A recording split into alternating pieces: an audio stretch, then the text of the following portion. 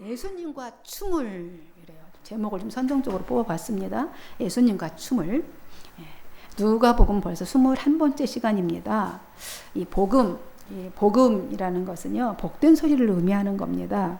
그 복된 소리는 바로 뭐냐면 말씀이에요. 말씀이 육신이 되어서 오신 분이 예수님입니다. 그래서 복음은 니콜 예수님이신 것이죠. 따라서 복음서는 복음인 예수님의 삶의 행적을 통해서 그가 누구신지를 알려주고 왜 그를 믿어야 하는지를 말씀해 주시고 또 그를 믿고 따르는 사람들은 어떻게 살아야 하는지를 가르쳐 줍니다. 이게 복음서예요. 빛으로 또 복된 소식으로 이 세상에 오신 예수님은 이제 공적인 삶을 이제 시작하셨습니다. 쭉 살펴보고 있어요. 먼저 천국 복음을 전하시면서 또 세례를 요한에게 받으셨고 성령에 이끌려서 광야에서 시험을 받으셨습니다. 그리고 그 후에 자신이 성장했던 제일 먼저 고향으로 가서 나사렛이라는 동네에 가서 천국 복음을 가르치고 성경을 가르쳤는데 이 믿음이 없는 내가 잘 아는 사람이기 때문에 별 볼 일 없는 목수이기 때문에 그들 말씀을 믿지 못하고 결국 동네 밖으로 쫓아냈습니다. 죽이려고까지 했지요. 그 다음부터 이제 예수님은 이 동네에서는 이게 안 되겠고 마음이 안 열면 마음이 굳어 있으면 아무리 좋은 말씀이어도 예수님이 전하는 말씀도 안 믿는데요. 그죠? 가버나움을 그래서 비롯해서 예수님께서 여러 마을들을 이렇게 두루두루 다니시면서 복음을 전파하시면서 말씀도 가르치시고 병자들도 이렇게 다 치유하시고 또 제자들도 이렇게 부르셨어요. 그런 와중에 이제 많은 이적과 이런 치유가 있었죠. 그런데 그런 것들을 보고 이제 기존의 이제 종교 기득권자들 또 분자리에 있는 사람들이 이제 예수님의 그 일들을 보며 이제 트집 잡기를 시작합니다. 그러다가 이제 안식일 논란이 또 벌어지기도 했죠. 그 논란에 예수님이 휩싸이게 됩니다. 왜요? 그 논란은 왜 일어났냐면 예수님의 제자들이 이제 이 복음을 전하다가 때를 놓쳐서 배가 너무 고팠어요. 지나가다가 밀리삭을 비벼서 안식일에 비벼 먹었던 것 때문에 그거는 다 허용되었던 그 시대에 괜찮았던 일입니다. 근데 이게 주일날 했다는 거예요. 그것 때문에 또 주일날에 아파서 너무 힘든 사람들을 고쳐준 병자를 고쳐준 것 때문에 주일을 범했다. 넌 그래서 모세의 율법을 파기하는 자고 넌 모세의 율법을 여기는 자고 안식일법을 해하는 자다. 이렇게 하면서 드디어 화가 잔뜩 난 거죠. 율법주의자들, 기득권자들이 바리새인과 바로 서기관들이 이 자를 어떻게 하면 죽일까? 이 예수를 어떻게 하면 죽일까? 이제 서로 의논하기까지 된 겁니다. 분위기가 심상치 않은 걸 예수님도 알게 되겠죠. 이제 때가 이르렀구만. 이제 저들이 저렇게 발악을 하는 거 보니 이제 십자가가 질 때가 다 된 거예요. 그때 이제 예수님께서 이제 고민을 하게 되시죠. 그래서 갈릴리 북쪽에 있는 이제 산에 가셔서 깊이 기도를 하죠. 하나님과 의논하시는 거예요. 기도는 하나님과 의논하는 거잖아. 어떻게 하면 될까요? 하나님께 묻는 거예요. 그러셔서 이 앞으로 사역을 어떻게 하실까? 하나님 앞에 이제 밤새 이렇게 기도를 해서 결론을 내렸습니다. 이제 나의 사역의 시간은 얼마 남지 않았다. 그래서 이거를 이어서 할 사람이 필요하잖아요. 그래서 제자들을 뽑습니다. 12명의 제자를 뽑아요. 그래서 그들을 사도라. 부르심 받은 자들이다. 이렇게 세웁니다. 그리고 대사로 뽑는 거죠. 예수님의 대사로 특별히 12사도를 뽑습니다. 그렇게 뽑아서 이제 그들과 함께 예수님을 따르는 무리들과 함께 이제 산에서 내려와서 펀펀한 곳에 서시고 이제 거기서 그 유명한 산상보훈 평지 설교를 이렇게 하셨습니다. 그리고 예수님의 이제 일행은 이제 그 이후에 선교 여정을 떠나죠. 이제 계속해서 예수님의 온 생애는 복음 전하는 일이었습니다. 그래서 먼저 가버나움으로 가셨어요. 이 가버나움은 예수님의 선교 전진 기지라고 했잖아요. 그죠? 태어나신 곳은 베들레헴이고 자라신 곳은 나사렛이고 전도를 전한 사역을 하셨던 곳은 주로 가버나움. 그래서 거기를 본동네라고 본인이 그렇게 직접 말씀하셨어요.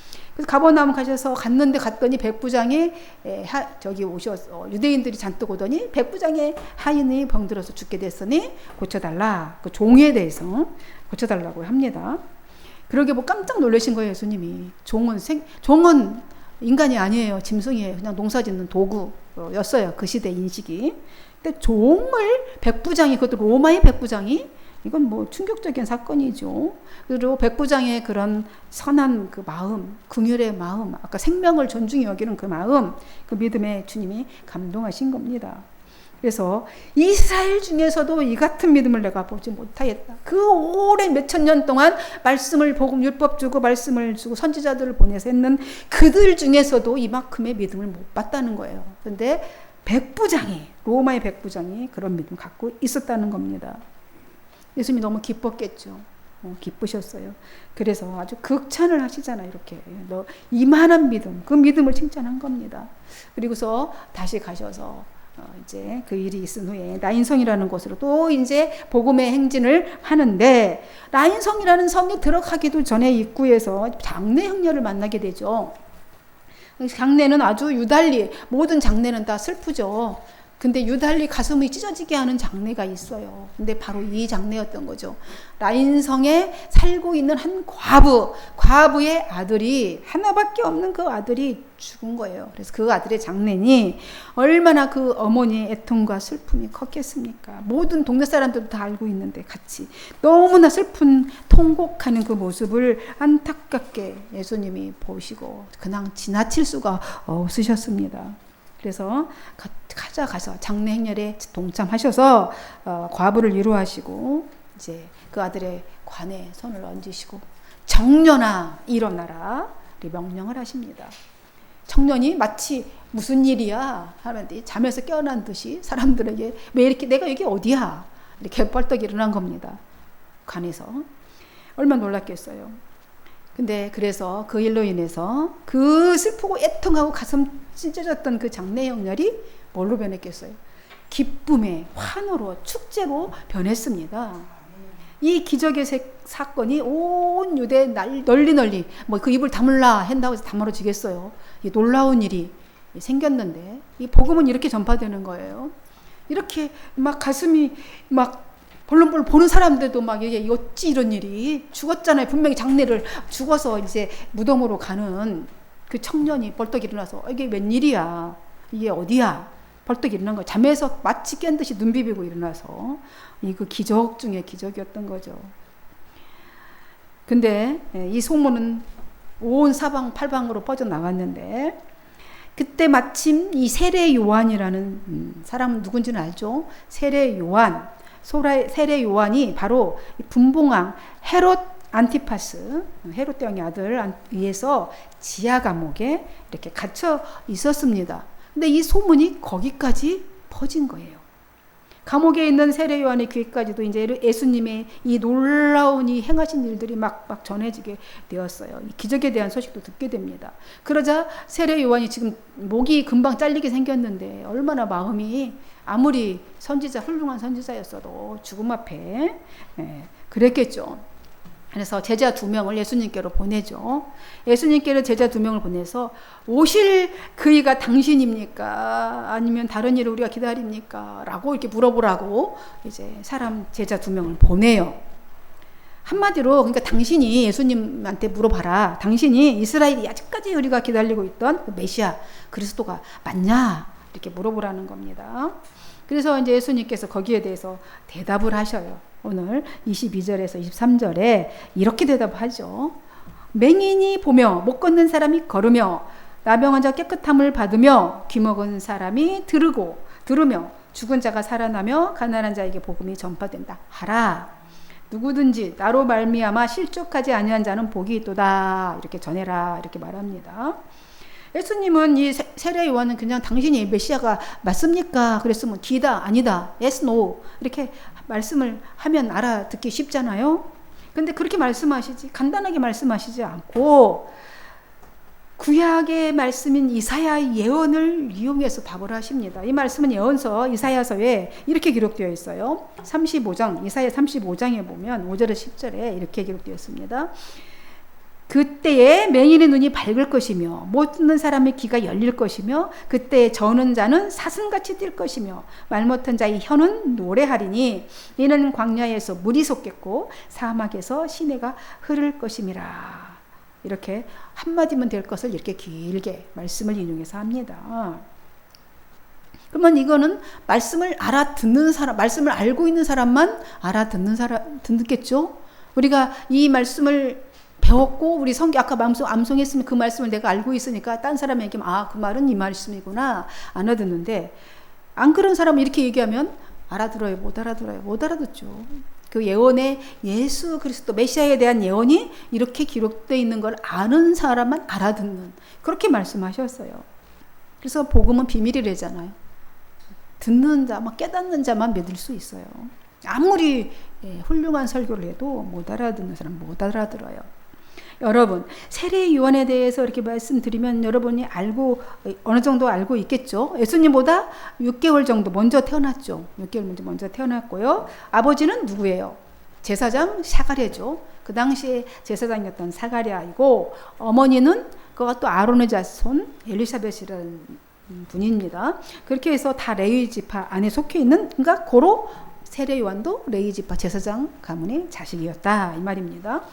그리고 엘리사벳과 예수님의 어머니 그 마리아와 그 엘리사벳은 둘이 친족 관계예요. 친족 관계.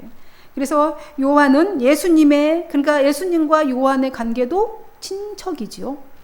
그렇게 된 겁니다. 요한은 예수님의 길을 예비하기 위해서 전 생애를 그냥 광야에서 보냈어요.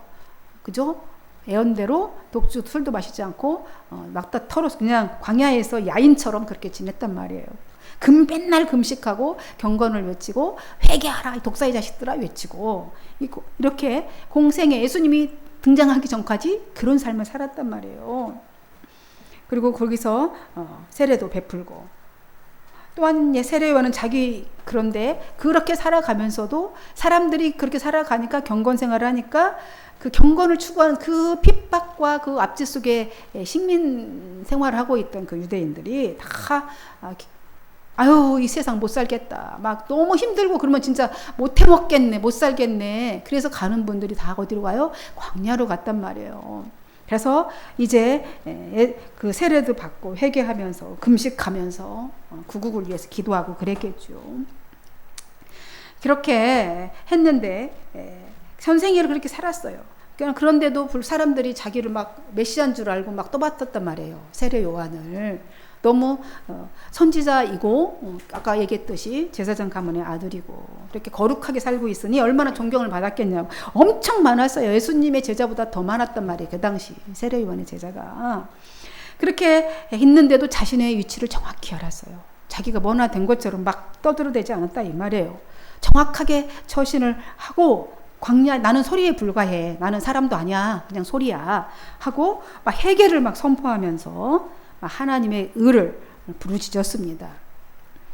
그러니까 예수님의 그것이 길을 예비하는 거였어요. 회개를 촉구하며 예수님의 하나님의 의, 정의롭게 살아라, 바르게 살아라 외치고 다녔단 말이죠.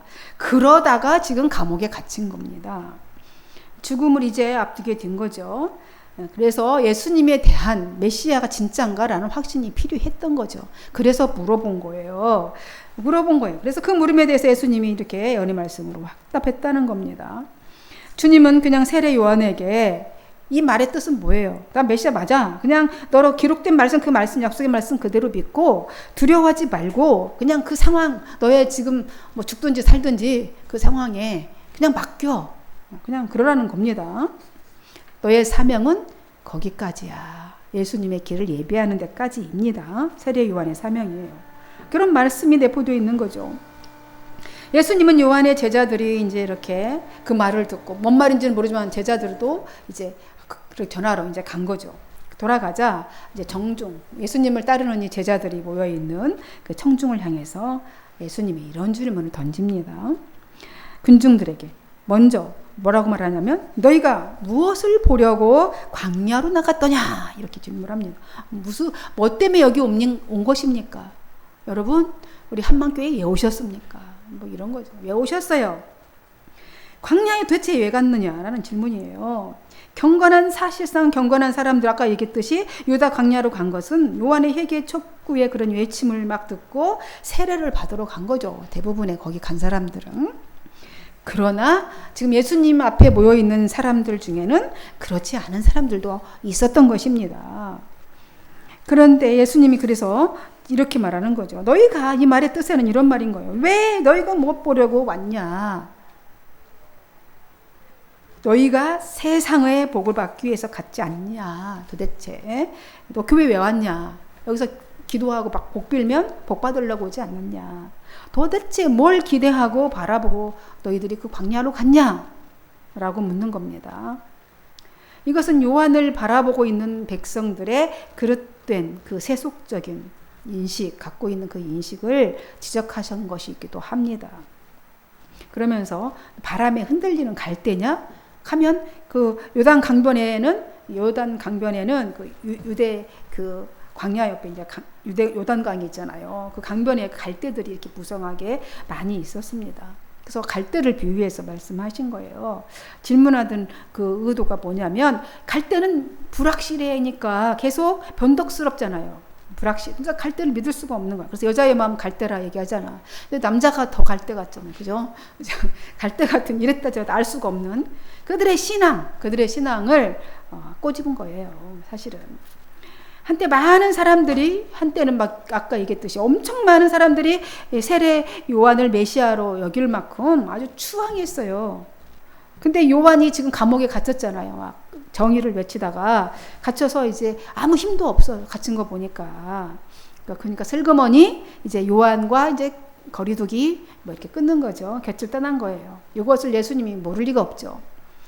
그래서 반대로 얘기하면 이 말의 해석을 반대로 하자면, 그러니까 요한은 흔들리지 않는 사람이야. 확고한 믿음의 신앙이 서 있는 사람이고, 어떤 여론이나 어떤 그런 사회적인 그런 영향력으로 인해서 막 흔들리거나 막 그렇게 그런 사람이 아니고, 자기에게 주어진 거룩한 소명에 충실한 사람이다 라고 예수님이 말씀하시는 거예요. 역으로 역설 이렇게 해석을 하자면.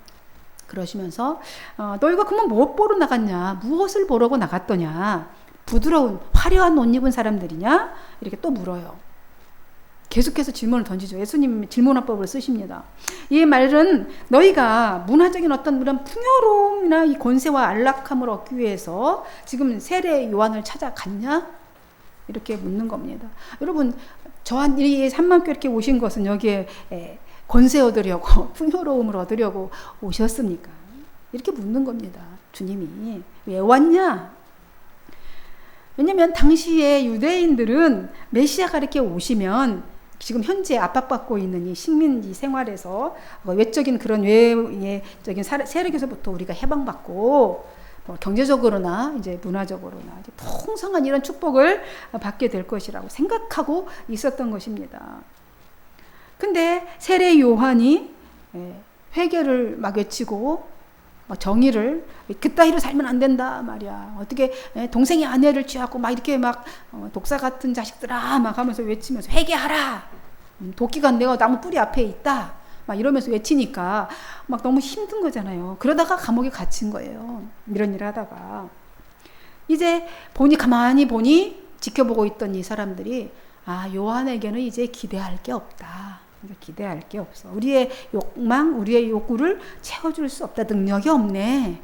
그죠? 능력도 없고, 흥미도 잃어버린 거예요. 그러니까 비난을 하게 되는. 그렇게 되면 그냥 그것만 되면 되는데, 막 뭔가를 그 불만에 대한 거를 어디다가 풀어야 되잖아요. 그러니까 막 사람들은 대부분 어떻게 해요? 악마화시키거나, 그죠? 막 그 사람들 비난하잖아요. 거기에 자기 화풀이를 다 하는 거예요. 지금 그런 상황에 있던 것을 이제 비난까지 하는 것을 이렇게 예수님이 다 아시고 그렇게 말씀하신 겁니다.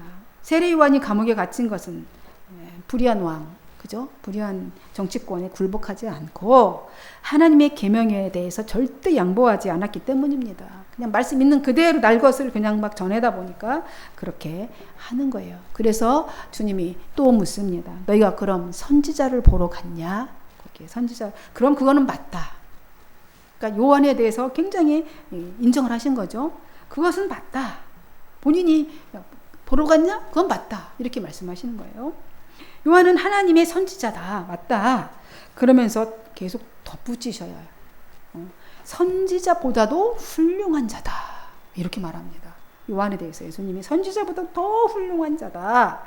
그러시면서 내가 너희에게 그에 대해서 말하는데 이 요한은 말이지 여자가 낳은 자 중에서도 요한보다 큰 자는 없다. 아주 단정적으로 말씀하신 요한이 제일 선지자 중에서 최고다라고 극찬을 하신 겁니다. 그리고는 그러나 이렇게 해요. 그러나 하나님의 나라에서는 극히 작은 자라도 그보다 크다. 이렇게 얘기를 하십니다. 해석에 여기 어려움이 좀 있는데 이 말씀의 의미는 요한이 선지자 중에서는 제일 큰 사람이지만 아직 그가 그리스도의 고난이나 어떤 십자가의 죽음이나 부활을 알지 못한 상태예요. 그래서 그가 그렇게 죽어요. 그래서 그 시대에 알지 못하는 시대에 속해 있었기 때문에 이 일이 이루어진 이유, 그죠? 이 지금 세대, 새 언약 백성에 속하는 자들은 모두 그 사람보다 크다라고 얘기하시는 겁니다. 여러분, 지금 우리가 살고 있잖아요.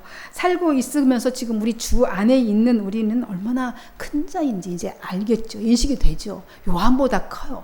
예수님이 여자가 난 중에 가장 크다 했는데 우리가 더 크다는 거예요. 우리가 더 크대. 세례 요한보다 얼마나 큰 자이고 복받은 자인지 아시기 바랍니다. 주님이 말씀하시잖아요. 근데 우리가 이렇게 쫄보처럼 그렇게 살 수가 없는 거예요. 그죠? 어디 가나 다 영적으로 다 아래로 보고 우리는 천국에 큰 자야. 그죠? 세례 요한보다 큰 자잖아요. 이렇게 요한에 대한 평가를 하시는 게 많은 사람들이 그렇게 평가하니까 다 맞아. 요한은 그런 분이야. 라고 이렇게 다 했는데 그 평가는 엇갈리더라고요. 보니까 딱 세례를 세례 요한한테 받았던 사람들은 그것을 옳게 여겼어요. 예수님이 제대로 평가하셨네. 근데 바리새인과 또 율법교사들은 그 세례를 받지 않았잖아. 요한에게 무시하지. 어디서 광야에서 그런 사람에게 좀 못 배운 것이 어디 가서 이렇게 그죠? 인정도 하지 않고 예수님의 말씀에도 찬송을 하지 않습니다. 찬동하지 않아요. 그리고 세례를 받은 많은 사람들은 백성들과 세리들이었잖아요. 찾아온 사람들은 다 그런 사람들이에요. 얘들은 자신의 죄를 자각하고 말씀의 문이 열려 있는 사람들이에요. 그래서 하나님의 의로심을 깨달은 사람들이기 때문에 그 말씀이 다 받아들여 옳다 여긴 거죠. 근데 세례를 받지 않은 사람들은 자신이 스스로 의인이야. 의인이라고 자처하고 회개하지도 않아. 그러니까 하나님과 그리스도를 거부하는 것입니다. 이런 반응을 보인 거예요. 이거를 보신 예수님이 자신과 요한을 거부했던 그런 사람들에 대해서 이 비유를 하신 겁니다. 오늘 이 비유가 나오는데요. 이 비유는 당시 어린아이들이 아이들의 놀이를 비유한 거예요. 이 놀이의 제목은 혼인과 장례놀이입니다. 그러니까 우리 또 어릴 때 보면 막 그 노래 아시죠? 그 당시에 시대에 다 기억나는데 말하기는 좀 거시기해서 이제 안 하는데 놀이 방법이 뭐냐면 한 편을 갈라 이 혼인과 장례놀이는 한쪽인 다리를 피리를 불거나 또 막 예곡을 하는 거예요. 장례놀이고 혼인놀이니까 우리 신랑각시 놀이 하잖아요. 애들이 그런 것처럼 이에 호응하면 춤추거나 같이 울어주는 거예요.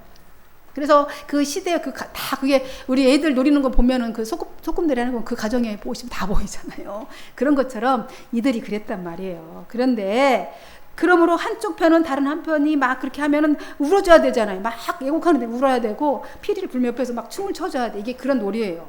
그런데 간혹 이제 그것에 대해서 상대를 규칙을 어기는 사람들이 있는 거죠. 그러면은 상대방이 아무리 얼마나 짜증나겠어요. 그러다가 왜 안 해? 놀이가 싸움으로 끝나는 거지. 다툼으로 끝나는 거예요. 이처럼 당시에 유대 서민층 사람들은 예수님과 세례자 요한을 그렇게 받아들였지만 상류층과 종교 지도자들은 복음을 이렇게 적대시했다. 이걸 비유를 대해서 말씀하시는 겁니다. 왜 그렇게 그들이 그랬겠어요? 첫째는 형식주의적인 종교관 때문에 그렇습니다. 우리가 이 생각이 얼마나 중요한지 형식적인 종교관 때문이에요. 예수님과 요한은 자꾸 자아를 내려놔라, 소유를 내려놔라 하니까 싫어요. 그쵸? 자꾸 나를 뭘 내려놓으래, 자꾸 나눠주래. 싫은 거예요. 많이 가진 자일수록. 이런 자들은 사도 바울이 이렇게 말했어요. 이런 자들에 대해서 경건의 모양은 있으나 경건의 능력은 부인하는 자니. 종교 기득권자들이었어요. 돈이 많았던 거가 봅니다. 그리고 둘째는 자만심 때문에 그렇습니다. 자신들은 온전한 신앙인이라는 거예요. 인격자고 그렇게 여겼기 때문에 예수님의 책망, 요한의 지적, 불쾌, 기분 나빠. 그죠? 기분 나쁜 거예요. 그죠? 나는 괜찮은 사람인데 자꾸 누가 뭘 지적질해. 싫잖아요. 싫은 거예요. 불쾌합니다. 그리고 영적인 이제 무지. 또 한 가지는 그들은 세례 요한의 경건 생활을 광신자라고 본 거예요. 광신자, 지나치다, 미친 거다라고 비난했습니다. 그리고 예수님의 대중적인 막 사회 참여를 하고 이런 거를 세속주의다 이렇게 보는 겁니다. 따라서 예수님이 어린아이 놀이를 비유한 것은요, 자신과 세례 요한의 복음에 대해서 완고한 태도를 보이고 있는 그 시대의 그 폐역성을 아주 날카롭게 비유로 풍자한 것입니다. 마음이 굳은 자는 반응할 수 없는 거예요. 33절 35절이 바로 예수님이 해석한 거예요. 그거에 대해서 뭐라고 얘기했습니까? 우리 33절 35절 함께 읽어볼까요? 마지막 절 시작. 세례 요한이 와서 떡도 먹지 아니하며 포도주도 마시지 아니하며 너희 말이 귀신이 들었다 하더니 인자는 와서 먹고 마시매 너희 말이 보라 먹기를 탐하고 포도주를 즐기는 사람이요 세리와 죄인의 친구로다 이렇게 말합니다. 그렇게 해석을 하신 거예요. 주님이 하나님의 뜻을 저버리는 데에 익숙한 이 불신앙의 유대인들은 세례 요한은 귀신 들렸다는 이유로, 예수님은 세리와 죄인들의 친구라는 이유로 이렇게 거부한다는 겁니다. 하지만 예수님은 세리와 죄인이 친구라고 이렇게 비난하는 것을 기쁘게 오히려 얻었습니다.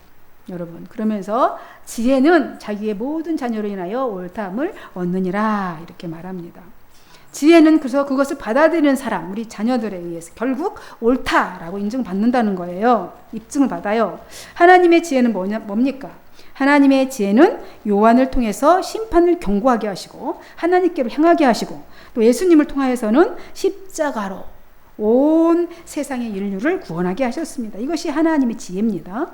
따라서 우리는 예수님의 부는 그런 피리 소리에 반응하며 춤을 춰야 돼요. 기쁨의 춤을 추면서 생명의 길로 걸어가야 하는 겁니다. 아멘. 예수 그리스도께서 다시 오실 그날 바로 천국 혼인잔치지 않습니까? 우리는 나팔 소리에 반응해야 돼요. 반응하며 어린 양의 혼인잔치에서 주님과 함께 춤을 추게 될 것입니다. 아멘. 지금부터 예수님의 그 말씀, 피리 소리는 말씀이겠죠? 말씀 소리 맞춰서 함께 춤을 추면서 갑시다. 그리고 진짜 댄스를 하자는 것이 아니고 말씀에 반응하며 살아가라는 것입니다. 오늘 말씀입니다. 그래서 예수님과 함께 춤을 추면서 함께 천국 그날까지 같이 걸어갑시다. 기도하겠습니다. 하나님 아버지 감사합니다. 오늘도 귀한 말씀 주셔서 감사합니다. 이 말씀이 우리의 생명의 말씀이 되게 하시고 평생에 살아가는 길이 되게 하옵소서. 축복하고 예수님의 이름으로 기도하옵나이다. 아멘.